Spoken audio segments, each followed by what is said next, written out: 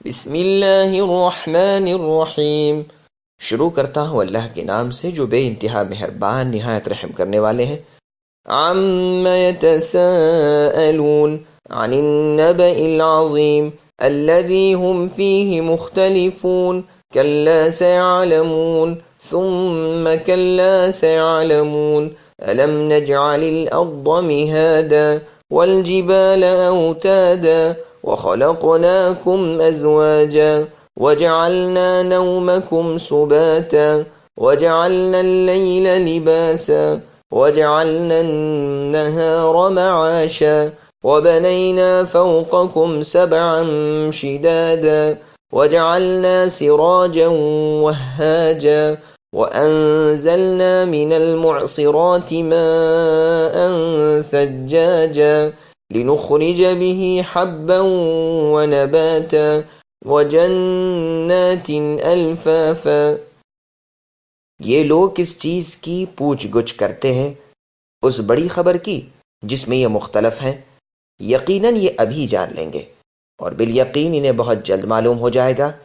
کیا ہم نے زمین کو فرش نہیں بنایا اور پہاڑوں کو میخیں نہیں بنایا، اور ہم نے تمہیں جوڑا جوڑا پیدا کیا، اور ہم نے تمہاری نیند کو آرام کا سبب بنایا، اور رات کو ہم نے پردہ بنایا، اور دن کو ہم نے وقت روزگار بنایا، اور تمہارے اوپر ہم نے 7 مضبوط آسمان بنائے، اور ایک چمکتا ہوا روشن چراغ پیدا کیا، اور بدلیوں سے ہم نے بکثرت بہتا ہوا پانی برسایا تاکہ اس سے اناج اور سبزہ اگائیں اور گھنے باغ بھی اگائیں۔ اب ان آیتوں کی تفسیر سماعت کیجیے۔ آیت نمبر 1 تا 16 سورۃ النبأ۔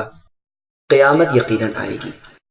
جو مشرک لوگ قیامت کے آنے کا انکار کرتے تھے اور اس کو جھٹلانے کی نیت سے آپس میں طرح طرح کے سوالات کیا کرتے تھے، یہاں اللہ تعالیٰ ان سوالات کا جواب اور ان کی حقیقت بیان فرما کر ان کی تردید کرتے ہیں کہ یہ لوگ آپس میں کس بارے میں سوالات کر رہے ہیں، یعنی کس چیز کے متعلق پوچھ گچھ کر رہے ہیں۔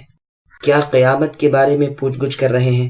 حالانکہ وہ تو ایک بہت بڑی خبر ہے، یعنی ہولناک اور بری خبر ہے اور روز روشن کی طرح عیاں ہے۔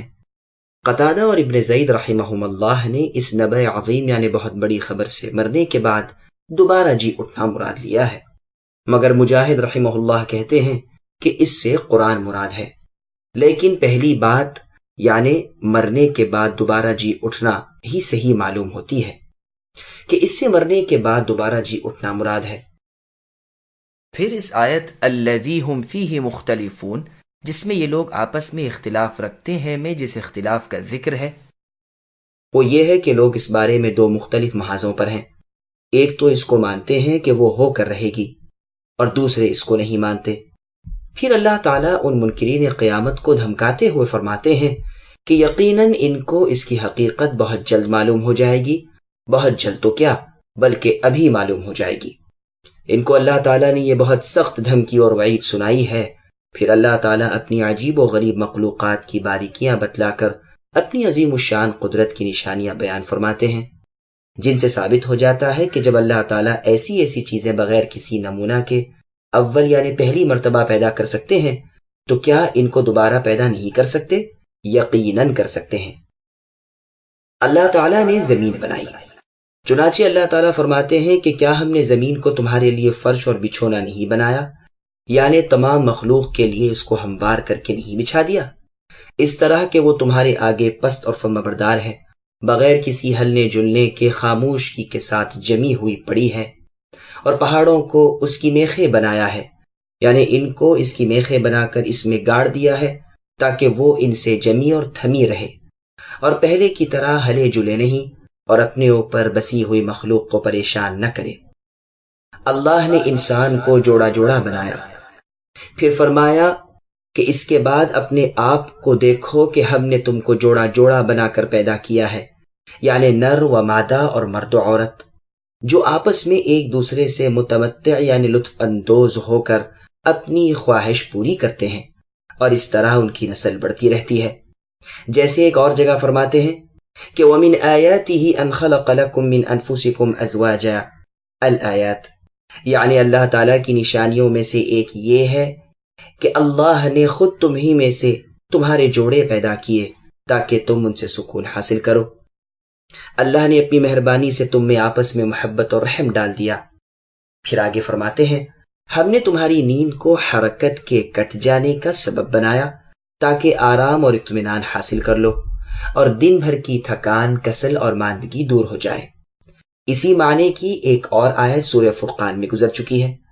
رات کو ہم نے لباس بنایا کہ اس کا اندھیرا اور سیاہی سب لوگوں پر چھا جاتی ہے، جیسے اور جگہ ارشاد فرمایا کہ واللیل اذا یغشاہا، قسم ہے رات کی جب کہ وہ ڈھک لے۔ عرب شاعر بھی اپنے شعروں میں رات کو لباس کہتے ہیں۔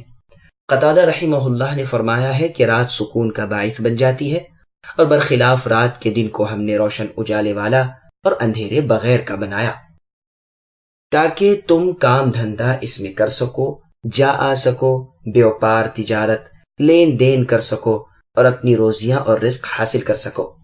اور ہم نے جہاں تمہیں رہنے سہنے کو زمین بنا دی، وہاں ہم نے تمہارے اوپر 7 آسمان بنائے جو بڑے لمبے چوڑے مضبوط پختہ عمدہ اور زینت والے ہیں۔ تم دیکھتے ہو کہ ان میں ہیروں کی طرح چمکتے ہوئے ستارے لگ رہے ہیں، بعض چلتے پھرتے رہتے ہیں اور بعض ایک جگہ قائم ہیں۔ پھر آگے ارشاد فرمایا، ہم نے سورج کو چمکتا چراغ بنایا جو تمام جہان کو روشن کر دیتا ہے، ہر چیز کو جگمگا دیتا ہے اور دنیا کو منور کر دیتا ہے۔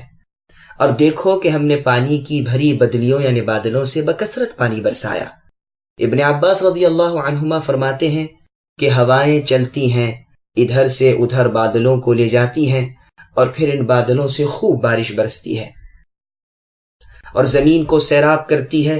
اور بھی بہت سے مفسرین نے یہی فرمایا ہے کہ معصرات سے مراد بعضوں نے تو ہوا لی ہے اور بعضوں نے بادل جو ایک ایک قطرہ برابر برساتے رہتے ہیں۔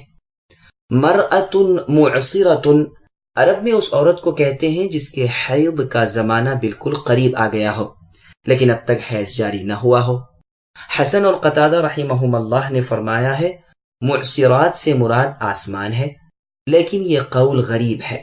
سب سے زیادہ ظاہر قول یہ ہے کہ مراد اس سے بادل ہیں، جیسی اور جگہ ہے اللہ الذی یرسل الریاح الآیات، یعنی اللہ تعالی ہواؤں کو بھیجتے ہیں جو بادلوں کو ابھارتی ہیں اور انہیں پروردگار کی منشا کے مطابق آسمان پر پھیلا دیتی ہیں اور انہیں وہ ٹکڑے ٹکڑے کر دیتا ہے۔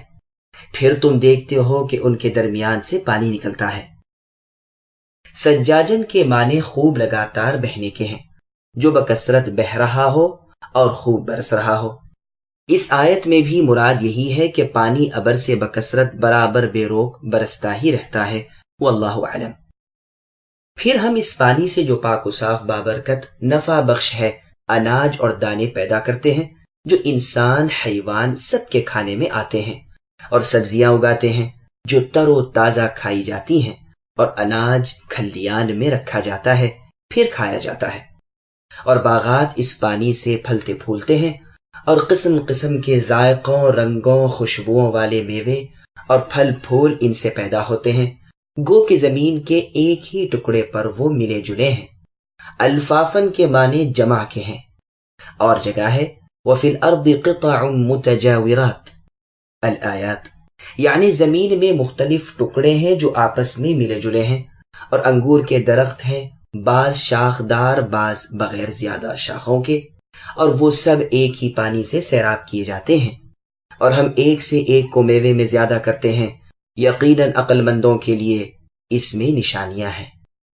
إن يوم الفصل كان ميقاتا يوم ينفخ في الصور فتأتون أفواجا وفتحت السماء فكانت أبوابا وسيرت الجبال فكانت سرابا إن جهنم كانت مرصادا للطاغين مآبا لابثين فيها أحقابا لا يذوقون فيها بردا ولا شرابا إلا حميما وغساقا جزاء وفاقا إنهم كانوا لا يرجون حسابا وكذبوا بآياتنا كذابا وكل شيء أحصيناه كتابا فذوقوا فلن نزيدكم إلا عذابا۔ بے شک فیصلے کے دن کا وقت مقرر ہے، جس دن کے سور پھونکا جائے گا، پھر تم سب جماعت جماعت بن کر آؤ گے، اور آسمان کھول دیا جائے گا تو اس میں دروازے دروازے ہو جائیں گے، اور پہاڑ چلائے جائیں گے، پس وہ سفید بال ہو جائیں گے۔ بے شک دوزخ گھات کی جگہ ہے، سرکشوں کا ٹھکانہ وہی ہے، اس میں وہ قرنوں صدیوں تک پڑے رہیں گے، نہ کبھی اس میں خنکی کا مزہ چکھیں گے نہ پانی کا، سوائے گرم پانی اور بہتی پیپ کے۔ ان کو پورا پورا بدلہ ملے گا۔ انہیں تو حساب کی توقع ہی نہ تھی، اور مکرا مکرا کر ہماری آیتوں کی تکذیب کرتے تھے۔ ہم نے ہر ایک چیز کو لکھ کر محفوظ کر رکھا ہے، اب تم اپنے کیے کا مزہ چکھو، ہم تمہارا عذاب ہی بڑھاتے رہیں گے۔ اب ان آیتوں کی تفصیل سماعت کیجیے۔ قیامت کا علم اللہ تعالیٰ کے پاس ہے، یعنی قیامت کا دن ہمارے علم میں مقرر دن ہے، نہ وہ آگے ہوگا نہ پیچھے، ٹھیک وقت پر آ جائے گا۔ کب آئے گا اس کا صحیح علم اللہ تعالیٰ کے سوا کسی اور کو نہیں۔ جیسے اور جگہ ہے وَمَا نُؤَخِّرُهُ إِلَّا لِأَجَلٍ مَعْدُودٍ، نہیں ڈھیل دیتے ہم انہیں لیکن وقت مقرر کے لیے۔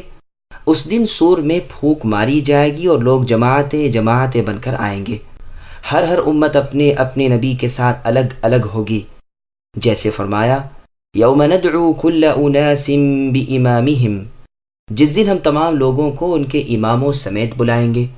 صحیح بخاری میں حدیث ہے کہ رسول اللہ صلی اللہ علیہ وسلم فرماتے ہیں دونوں سوروں کے درمیان 40 ہوں گے۔ لوگوں نے پوچھا 40 دن؟ فرمایا میں نہیں کہہ سکتا۔ پوچھا 40 مہینے؟ فرمایا مجھے خبر نہیں۔ پوچھا 40 سال؟ فرمایا میں یہ بھی نہیں کہہ سکتا۔ پھر اللہ تعالیٰ آسمان سے پانی برسائیں گے، اور جس طرح درخت اگتے ہیں لوگ زمین سے اگیں گے۔ انسان سارا کا سارا گل سڑ جاتا ہے، لیکن ایک ہڈی اور وہ کمر کی ریڑھ کی ہڈی ہے، اسی سے قیامت کے دن مخلوق مرتب کی جائے گی۔ آسمان کھول دیے جائیں گے اور اس میں فرشتوں کے اترنے کے راستے اور دروازے بن جائیں گے، پہاڑ چلائے جائیں گے اور بالکل ریت کے ذرے بن جائیں گے۔ جیسے اور جگہ ہے وَتَرَى الْجِبَالَ تَحْسَبُهَا جَامِدَةً إِلَى آخِرِ الْآيَةِ، یعنی تم پہاڑوں کو دیکھ رہے ہو، جان رہے ہو کہ وہ پختہ مضبوط اور جامد یعنی اپنی جگہ پر ٹکے ہوئے ہیں، لیکن یہ بادلوں کی طرح چلنے پھرنے لگیں گے۔ ایک اور جگہ ہے وَتَكُونُ الْجِبَالُ كَالْعِهْنِ الْمَنْفُوشِ، یعنی پہاڑ مثل دھنی ہوئی اون کے ہو جائیں گے۔ یہاں فرمایا پہاڑ سراب ہو جائیں گے، یعنی دیکھنے والا سمجھتا ہے کہ وہ کچھ ہے، حالانکہ دراصل کچھ نہیں، آخر میں بالکل برباد ہو جائیں گے، نام و نشان تک نہ رہے گا۔ جیسے اور جگہ ہے وَيَسْأَلُونَكَ عَنِ الْجِبَالِ فَقُلْ يَنْسِفُهَا رَبِّي نَسْفًا إِلَى آخِرِ الْآيَةِ، لوگ تم سے اے نبی پہاڑوں کے بارے میں دریافت کرتے ہیں، تم کہہ دو انہیں میرا رب پراگندہ کر دے گا، اور زمین بالکل ہموار میدان رہ جائے گی جس میں نہ کوئی موڑ ہوگا نہ ٹیلا۔ اور جگہ ہے وَيَوْمَ نُسَيِّرُ الْجِبَالَ وَتَرَى الْأَرْضَ بَارِزَةً، یعنی جس دن ہم پہاڑوں کو چلائیں گے اور تم اے نبی دیکھو گے کہ زمین بالکل کھل گئی ہے۔ پھر فرماتے ہیں سرکش نافرمان مخالفین رسول صلی اللہ علیہ وسلم کی طاق میں جہنم لگی ہوئی ہے، یہی ان کے لوٹنے کی اور رہنے سہنے کی جگہ ہے۔ اس کے معنی حسن اور قتادہ رحمہم اللہ نے یہ بھی کیے ہیں کہ کوئی شخص جنت میں بھی نہیں جا سکتا جب تک کہ جہنم پر سے نہ گزرے۔ اگر اعمال ٹھیک ہیں تو نجات پالی، اور اگر اعمال بد ہیں تو روک لیا گیا اور جہنم میں جھونک دیا گیا۔ سفیان ثوری رحمہ اللہ فرماتے ہیں کہ اس پر 3 پل ہیں۔ پھر فرمایا وہ اس میں مدتوں اور قرنوں پڑے رہیں گے۔ احقابن جمع ہے حقبن کی، ایک لمبے زمانے کو حقبن کہتے ہیں۔ بعض کہتے ہیں حقبن 80 سال کا ہوتا ہے، سال 12 مہینے کا، مہینہ 30 دن کا، اور ہر دن 1000 سال کا۔ بہت سے صحابہ رضی اللہ عنہم اور تابعین رحمۃ اللہ علیہم سے یہ مروی ہے۔ بعض کہتے ہیں 70 سال کا حقب ہوتا ہے، کوئی کہتا ہے 40 سال کا، جس میں سے ہر دن 1000 سال کا۔ بشیر بن کعب رحمۃ اللہ علیہ تو کہتے ہیں ایک ایک دن اتنا بڑا، اور ایسے 300 سال کا ایک حقب۔ سدی رحمۃ اللہ علیہ کہتے ہیں 700 حقب رہیں گے۔ ہر حقب 70 سال کا، ہر سال 360 دن کا، اور ہر دن دنیا کے 1000 سال کے برابر کا۔ مقاتل ابن حیان رحمۃ اللہ علیہ فرماتے ہیں یہ آیت فذوقوا کی آیت سے منسوخ ہو چکی ہے۔ خالد ابن معدان رحمۃ اللہ علیہ فرماتے ہیں کہ یہ آیت اور آیت الا ما شاء ربک، یعنی جہنمی جب تک اللہ چاہیں گے جہنم میں رہیں گے، یہ دونوں آیتیں توحید والوں کے بارے میں ہیں۔ امام ابن جریر رحمۃ اللہ علیہ فرماتے ہیں یہ بھی ممکن ہے کہ احقاب تک رہنا متعلق ہو آیت حمیم و غساقہ کے ساتھ، یعنی وہ ایک ہی عذاب گرم پانی اور بہتی پیپ کا مدتوں رہے گا، پھر دوسری قسم کا عذاب شروع ہوگا، لیکن صحیح یہی ہے کہ اس کا خاتمہ ہی نہیں، اعاذنا اللہ منہ۔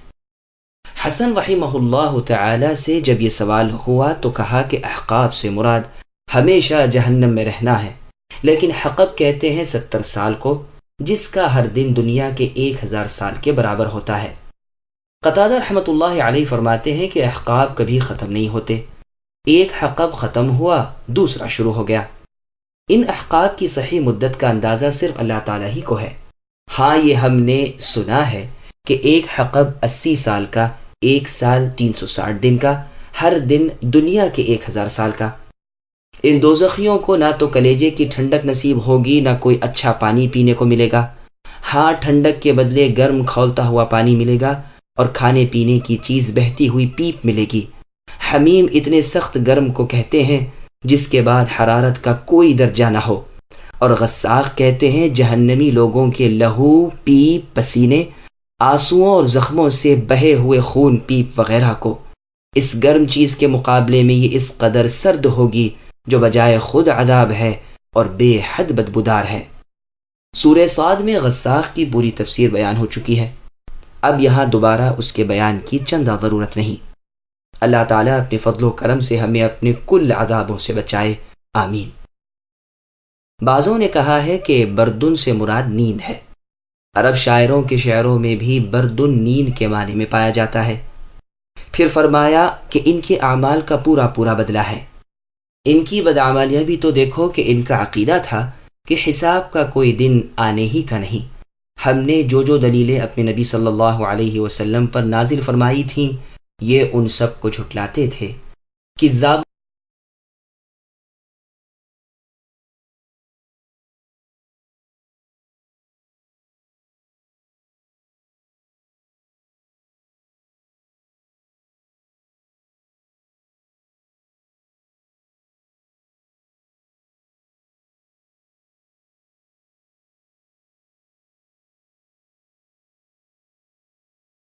إن للمتقين مفازا حدائق وأعنابا وكواعب أترابا وكأسا دهاقا لا يسمعون فيها لغوا ولا كذابا جزاء من ربك عطاء حسابا۔ یقیناً پرہیزگار لوگوں کے لیے کامیابی ہے، باغات ہیں اور انگور ہیں، اور نوجوان کنواری ہم عمر عورتیں ہیں، اور چھلکتے ہوئے جام شراب ہیں۔ وہاں نہ تو وہ بیہودہ باتیں سنیں گے اور نہ جھوٹی باتیں سنیں گے۔ ان کو تمہارے رب کی طرف سے ان کے نیک اعمال کا یہ بدلہ ملے گا جو کافی انعام ہوگا۔ اب ان آیتوں کی تفسیر سماعت کریں۔ جنت میں انعامات ربانی کا تذکرہ۔ نیک لوگوں کے لیے اللہ تعالیٰ کے ہاں جو نعمتیں اور رحمتیں ہیں ان کا بیان ہو رہا ہے کہ یہ کامیاب، مقصود اور نصیب دار ہیں کہ جہنم سے نجات پائی اور جنت میں پہنچ گئے۔ حدائقہ کہتے ہیں کھجور وغیرہ کے باغات کو۔ انہیں نوجوان کنواری حوریں بھی ملیں گی جو ابھرے ہوئے سینے والیاں اور ہم عمر ہوں گی، جیسے کہ سورہ واقعہ کی تفسیر میں ان کا پورا بیان گزر چکا ہے۔ انہیں شراب طہور کے چھلکتے ہوئے پاک و صاف بھرپور جام پر جام ملیں گے، جس میں نشہ نہ ہوگا کہ بےہودہ گوئی اور لغو باتیں منہ سے نکلیں اور کان میں پڑیں، جیسے اور جگہ ہے لا لغو فیہا ولا تأثیم، اس میں نہ لغو ہوگا، نہ برائی اور نہ گناہ کی باتیں، کوئی بات جھوٹ اور فضول نہ ہوگی۔ وہ دارالسلام ہے جس میں کوئی عیب کی اور برائی کی بات ہی نہیں۔ یہ جو کچھ بدلے ان پارسا لوگوں کو ملے ہیں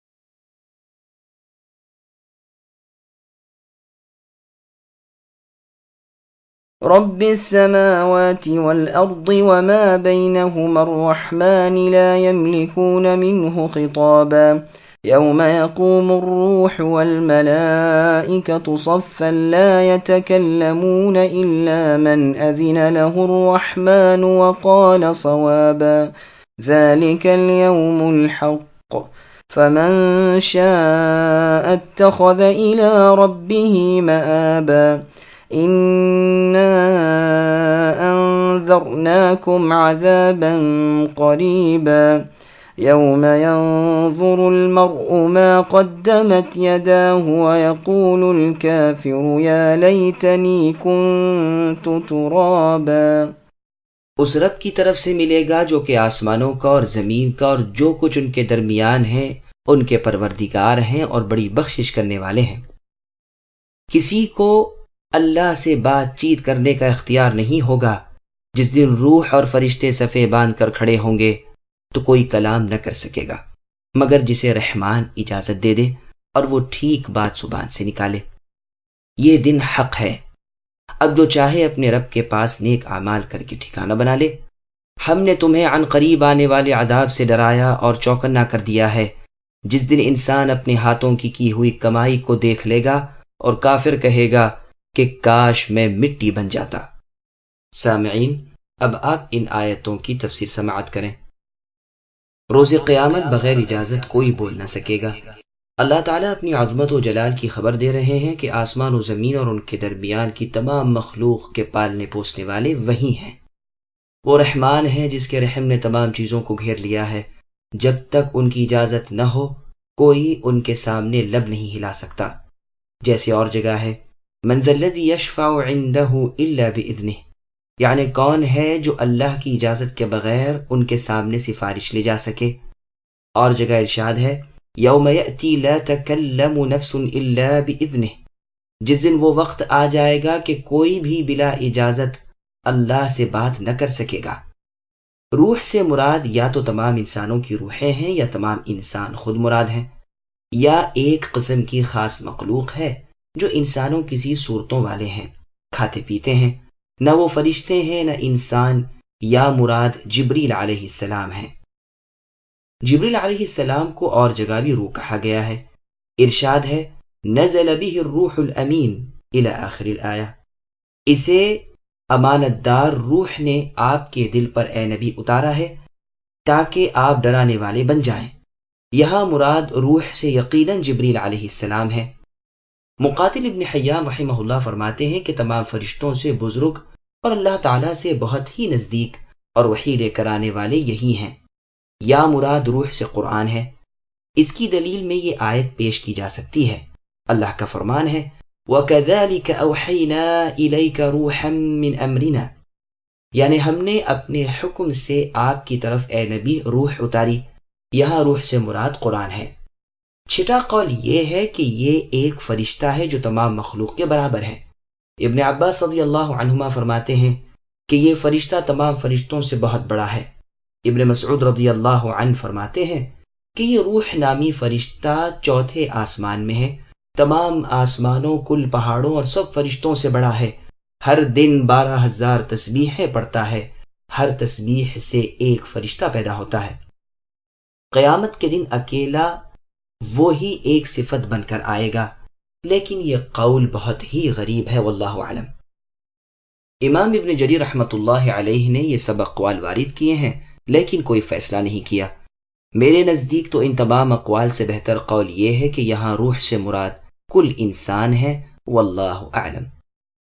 پھر فرمایا صرف وہی اس دن بات کر سکے گا جسے وہ رحمان اجازت دے، جیسے فرمایا یوم یأتی لا تکلم نفس الا باذنہ، یعنی جس دن وہ وقت آ جائے گا کہ کوئی نفس بغیر اللہ کی اجازت کے کلام بھی نہ کر سکے گی۔